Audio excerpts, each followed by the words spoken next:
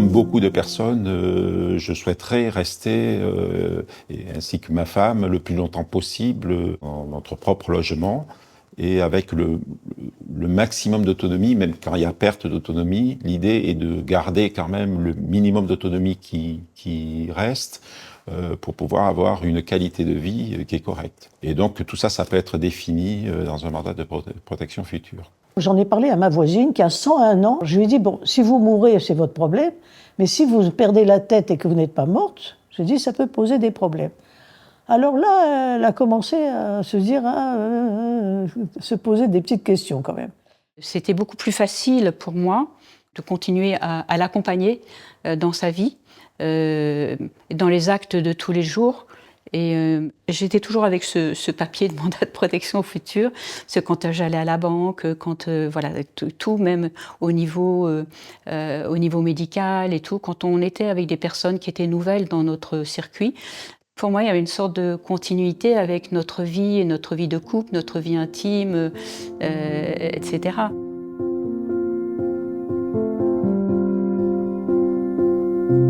Je suis le docteur Amina Lalou, je suis médecin gériatre.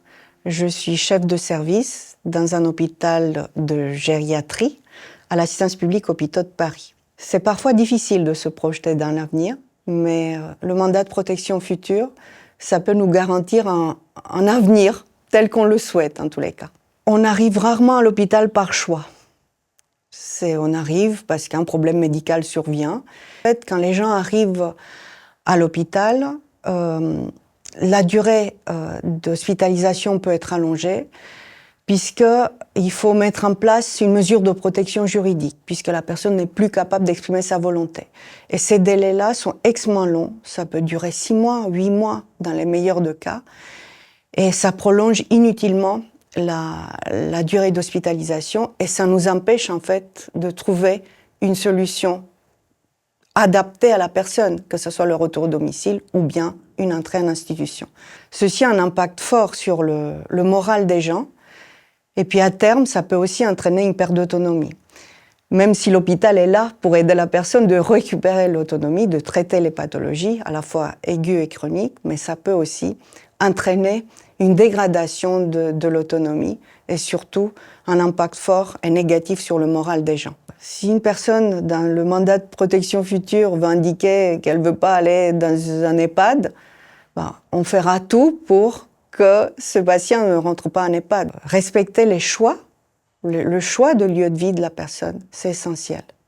Et je me rends compte que c'est très important de s'imprégner de l'histoire des gens et d'écrire au mieux à la fois l'environnement, leurs souhaits, pas uniquement leur capacité à décider, mais aussi l'environnement. Moi, je trouve ça extraordinaire en termes d'expérience humaine, en effet.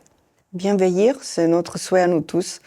C'est être en bonne santé, ou relativement en bonne santé. Être autonome, avec une autonomie physique et cognitive. Et bien évidemment, garder un lien social fort avec les gens autour de nous.